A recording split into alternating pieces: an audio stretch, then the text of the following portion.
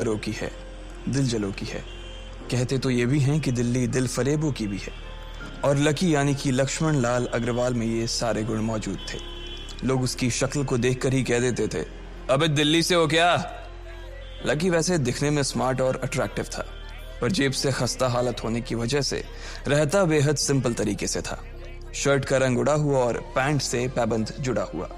कहने को तो उसकी उम्र के लड़के दिल्ली की सड़कों पर रात को मोटर बाइक दौड़ाते थे, लेकिन लकी उर्फ लक्ष्मण लाल अग्रवाल सिर्फ कमरे से कॉलेज में पढ़ाई और गर्लफ्रेंड डिंपल के साथ थोड़ा वक्त बिताना, फिर कॉलेज से दुकान, दुकान से जब होम डिलीवरी आए तो वहां, और फिर घर चला जाता था। हाँ, कभी कभी जब वो किसी लड़के को खाली सड़क पर मोटर बाइक दंदनाते हुए देखता तो कहता, एक दिन अपना टाइम भी आएगा जब मैं चश्मा लगाकर बैठूंगा और पीछे डिंपल को बैठाऊंगा।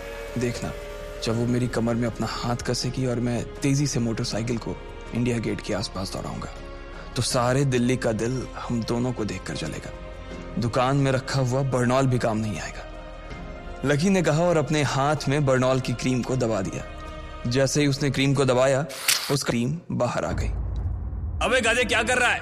वो कोई स्पंज की गेंद है क्या जो उसे दबा रहा है? दुकान के मालिक ने उससे फटकारते हुए कहा और उसके सर पर एक चपत लगा दी। Sorry sir. लकी ने अपना सिर बचाते हुए कहा। वो खरौल बाग में स्थित एक छोटी सी मेडिकल स्टोर पर काम करता था।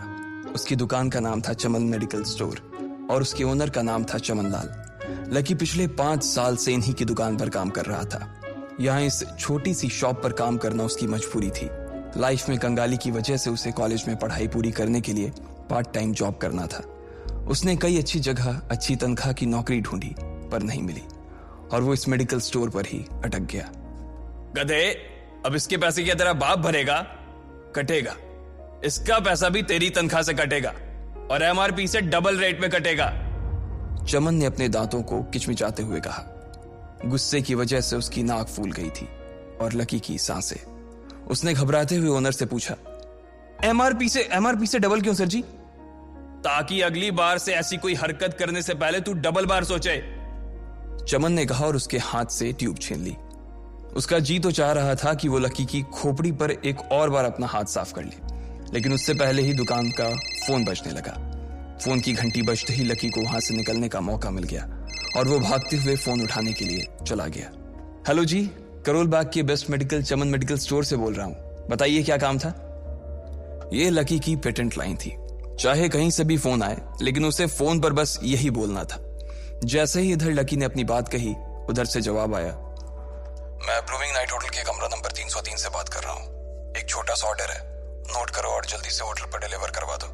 वो एक लड़के की आवाज थी। उसकी आवाज में काफी भारीपन और एक अजीब सी जल्दबाजी थी। जैसे ही लकी ने वो आवाज सुनी, पता नहीं क्यों उसे वो आवाज जानी पहचानी सी लगी। जी सर, बताइए आपका क्या ऑर्डर है? हाँ तो लिखो, हार्ट प्ले के 2 पैकेट और 1 पैकेट टिश्यू।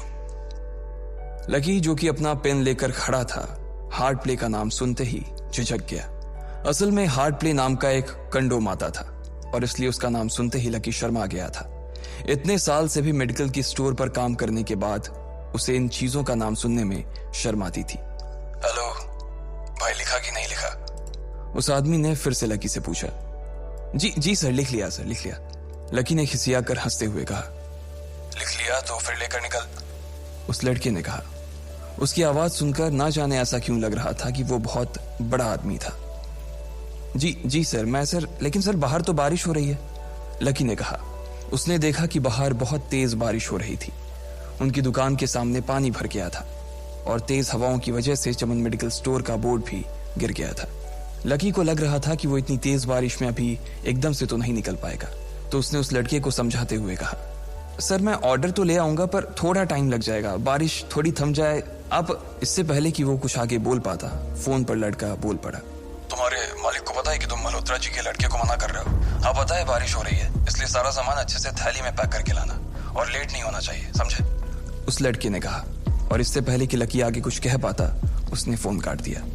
उधर से लकी के दुकान का ओनर उसे घूर कर देखा जा रहा था। लकी के हाथ में पेन और पेपर देखकर ही वो समझ गया था कि उसके पास कोई ऑर्डर आया था। आज वैसे भी इतनी बरसात होने की वजह से सुबह से इक्का दुक्का ग्राहक ही दुकान पर आए थे। ऐसे में उसकी दुकान का मालिक एक भी ऑर्डर को छोड़ना नहीं चाहता था। वो लकी को देख रहा था और लकी बारिश की ओर देख रहा था। बारिश का बहाना नहीं चलेगा, जाना पड़ेगा, चमनलाल ने कहा। मैं बहाना नहीं कर रहा सर, थोड़ी बारिश धीमी हो जाए तो मैं चला जाऊंगा। अभी आप खुद ही देखिए कितनी तेज बारिश है। वो पता नहीं कोई मिस्टर मल्होत्रा का कोई बेटा कुछ ज्यादा ही जल्दी में था, मैं साइकिल से तो पहुंच नहीं पाऊंगा इतनी जल्दी। लकी ने उनकी ओर देखते हुए कहा। क्या कहा? मिस्टर मल्होत्रा जी का बेटा? तू मेरी दुकान बंद करवाएगा क्या? अभी क्या भी निकल उनका ऑर्डर लेके, वो हमारे बहुत पुराने कस्टमर है, चमन ने कहा। पर लकी ने कहा ही था कि चमन बोला। पर कुछ नहीं, तू मेरी मोटरसाइकिल ले जा, उसने गुस्से में कहा। अरे सर जी, 200 के ऑर्डर में मुश्किल से 40 रुपए बचेंगे, इससे 3 गुने का तो पेट्रोल ही लग जाएगा, और अगर गाड़ी रास्ते में बंद हो गई तो अलग से खर्चा, लकी ने समझाते हुए कहा। वो जानता था कि उसका मालिक इन सब बातों पर ध्यान नहीं देने वाला। चमनलाल बोला। कोई बात नहीं, तू जा, चाहे जो हो जाए ग्राहक नाराज नहीं होना चाहिए, और वैसे भी वो मल्होत्रा जी का बेटा है। चमनलाल ने मोटरसाइकिल की चाबी लकी की ओर उछालते हुए कहा। लकी ने चाबी ली। उसे देखकर उसके अंदर मिक्स फीलिंग आ गई। एक तो वो बहुत खुश हुआ कि बड़े दिनों बाद बाइक चलाने को मिलेगी, पर वहीं दूसरी तरफ दुखी इसलिए हुआ कि बाइक मिली भी तो ऐसी तेज बारिश में, अगर खराब हो गई तो इसकी चपत भी उसके सिर पर ही पड़ेगी। वो मुंह लटकाकर रेनकोट और हेलमेट पहनते हुए वहां से निकल गया। बाहर आकर बाइक को देखा तो लकी ने मन में सोचा, चलो ठीक है, जो होगा देखा जाएगा, कम से कम बाइक तो चलाने को मिल रही है। दरअसल लकी इतने साल काम करने के बाद भी अपने लिए एक मोटरसाइकिल नहीं ले पाया था। लकी की तनख्वाह ही इतनी भर थी कि सिर्फ उसके कमरे का किराया, उसकी साइकिल में डालने वाली हवा का खर्च, बिजली पानी का बिल और डिम्पल के साथ महीने में 1-2 बार बाहर खाने का खर्चा ही निकल पाता था। उसे डिम्पल की कही बात अक्सर याद आती थी। लकी, अगर अगले 2 महीने में तूने बाइक नहीं खरीदी ना तो मैं तेरे से ब्रेकअप कर लूंगी, देखना। असल में डिम्पल को लकी के साथ बाइक पर घूमने की बड़ी तमन्ना थी। लकी की इस उजाड़ जिंदगी में एक वही तो थी जिसके लिए जिंदा रहने को उसका जी चाहता था। जब भी वो उससे बाइक की बात करती तो लकी डिम्पल की इस बात को हंसकर टाल देता था। वो अपने मन में इस बात को अच्छे से जानता था कि डिम्पल उससे बहुत प्यार करती थी और वो उससे कभी छोड़ कर नहीं जा सकती थी। वो दोनों एक दूसरे में ऐसे घुले मिले थे जैसे बादल बरसात में घुल जाती है। लकी को डिम्पल बहुत पसंद थी और वो उसके लिए दुनिया जहां की खुशियां खरीद कर ला देना चाहता था। वो चाहता था कि एक दिन वो डिम्पल को प्लेन में बैठाए, लेकिन उसके ये सब ख्वाब इस कम तनख्वाह की नौकरी की वजह से कभी पूरे नहीं होने वाले थे। पर आज उसके पास एक मौका था। वो डिम्पल को अपने साथ इस बारिश में राजपथ घुमाना चाहता था। वो उसे दिल्ली दिखाना चाहता था। चमनलाल को देने के लिए उसने पहले से ही बहाना सोच रखा था। बस जल्दी से वो ये डिलीवरी देकर सीधे डिम्पल के पास ही जाने वाला था। उसने होटल ब्लूमिंग नाइट के बाहर मोटर बाइक पार्क की और सीधे होटल के अंदर चला गया। लकी ने रिसेप्शन पर पहुंचकर नमस्ते करते हुए रिसेप्शनिस्ट को बोला, जी मैं चमन मेडिकल स्टोर से आया हूं, रूम नंबर 303 का ऑर्डर था सर। रिसेप्शन पर खड़ा आदमी उसके हाथ में काली थैली को देखकर समझ गया था कि उसमें क्या था और वो मंद ही मंद मुस्कुराते हुए बोला, 3rd फ्लोर पर है, लिफ्ट से चले जाओ, रेनकोट यहीं उतार देना। जैसा उस आदमी ने कहा लकी ने ठीक वैसा ही किया और लिफ्ट में चढ़ने के कुछ ही देर बाद वो 3रे माले पर पहुंच गया था। वो रूम नंबर 303 के बाहर पहुंचा और उसने डोरबेल बजाई। जैसे ही दरवाजा खुला लकी ने थैली आगे बढ़ाते हुए कहा, नमस्ते, मैं चमन मेडिकल स्टोर से लकी, ये आपका। इससे पहले कि लकी आगे कुछ कह पाता उसकी आंखें फटी की फटी रह गई थी। उसने अपने सामने जो देखा उसके बाद उसे ऐसा लगा कि बंद छत के नीचे भी उसके ऊपर आसमान से आकर एक जोरदार बिजली गिर गई थी। उसके सामने एक लड़की खड़ी थी। वो लड़की और कोई नहीं बल्कि उसकी गर्लफ्रेंड डिम्पल ही थी। उसने एक पर्पल कलर का नाइट गाउन पहन रखा था। उसके काले घने बाल गीले थे और उसने उन्हें अपने कंधे पर फैला रखा था। उसकी खुशबू से ही ये चीज साफ पता चल रही थी कि वो अभी अभी नहा कर आई थी। डिम्पल, तुम यहाँ क्या कर रही हो? लकी को अपनी आंखों पर विश्वास ही नहीं हो रहा था।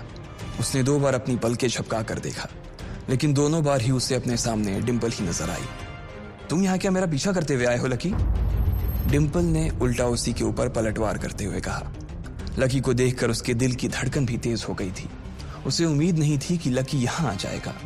उसने ना तो सुबह से उसे फोन किया था और ना ही उसके मैसेज का कोई जवाब दिया था। वो अपने मन में सोचकर बैठी थी कि वो अगले दिन खुद ही उससे मिलकर बोल देगी कि उसकी तबीयत खराब थी। डिम्पल बेबी, क्या हो गया? किससे बात कर रही हो? अचानक से एक गबरू जवान सा लड़का दरवाजे के पास आकर खड़ा हो गया था। उसने बनियान पहन रखी थी। लकी उसे पहचान गया था। साले राहुल के बच्चे, तेरी हिम्मत कैसे हुई मेरी डिम्पल को हाथ लगाने की? लकी ने जैसे ही राहुल को देखा उसके तन बदन में मानो आग सी लग गई थी। वो उसे इस वक्त इतना बुरा मारना चाहता था, इतना बुरा पीटना चाहता था, जिसकी कोई हद सीमा नहीं थी। लकी जिस कॉलेज में पढ़ता था, राहुल और डिंपल भी उसी में पढ़ते थे, और वो कॉलेज राहुल के फादर का ही था। डिंपल ने राहुल के पिता की एक कंपनी में जॉब पकड़ ली थी और राहुल उस पर बहुत लाइन मारता था। लकी ने एक दो बार डिंपल को उससे दूर रहने के लिए भी कहा, लेकिन डिंपल ने उसे ये कहकर टाल दिया था कि वो सिर्फ अच्छे दोस्त थे। आज भी इससे पहले कि वो आगे बढ़ता, डिंपल उन दोनों के बीच आ गई। रुक जाओ, डिंपल ने गुस्से में कहा और लकी के सीने पर हाथ रखकर उसे रोक दिया।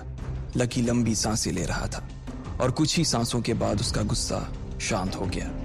अब डिंपल के पास भी छुपाने के लिए कुछ नहीं था, इसलिए उसने लकी से कहा, लकी, आज से तुम्हारा और मेरा ब्रेकअप।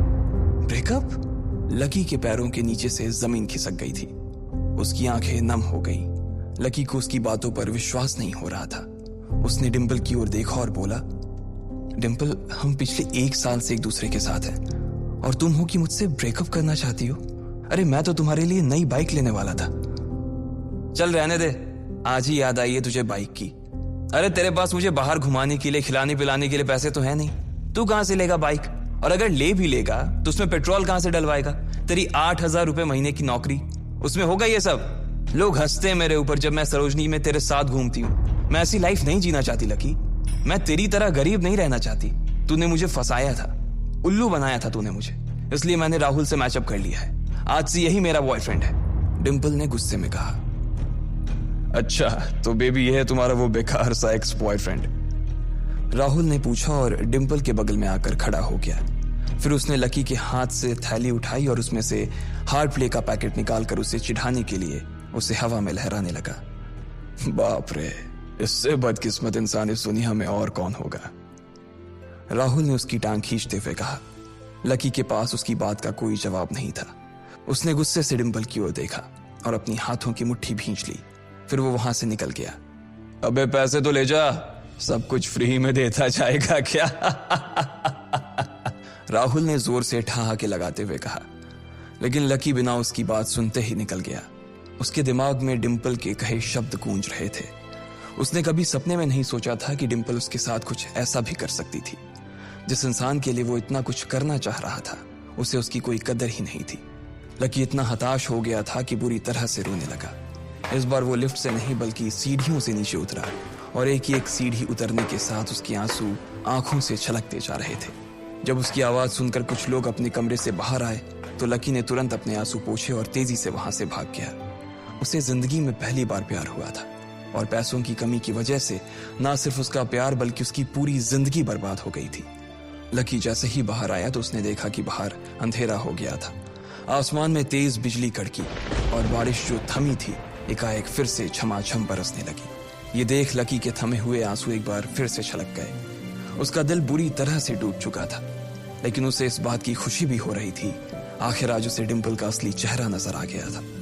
वो तो उसके साथ घर बसाने की सोच रहा था, लेकिन अच्छा हुआ कि उसने पहले ही उसका घर बर्बाद होने से बचा लिया। लकी को दुख तो बहुत हो रहा था, पर उसे यह भी लग रहा था कि उसे आगे चलकर यही दुख उसे खुशी देने वाला था। लेकिन एक चीज थी जो लकी को परेशान कर रही थी, वो थी उसकी माली हालत। उसकी जेब इतनी तंग थी कि उसे फटी हुई जेब की पैंट पहनकर घूमना पड़ता था। कभी कभी तो लकी सिर्फ रोटी खाकर दिन काट लेता था। वो कब से कोशिश कर रहा था कि कोई अच्छा काम पकड़ सके, लेकिन उसे कोई काम देने को राजी नहीं था। उसने टूटे हुए दिल को दिलासा देते हुए मन में सोचा कि डिंपल पर खर्च होने वाले पैसे बच जाने से शायद उसके हालत सुधर जाएंगे। पर फिर भी वो रातों रात रईस नहीं हो जाने वाला था। उसने ऊपर आसमान की ओर देखा और जोर से चिल्लाया, अगर इतना ही अनलकी बनाना था तो फिर नाम लकी क्यों रखा भगवान?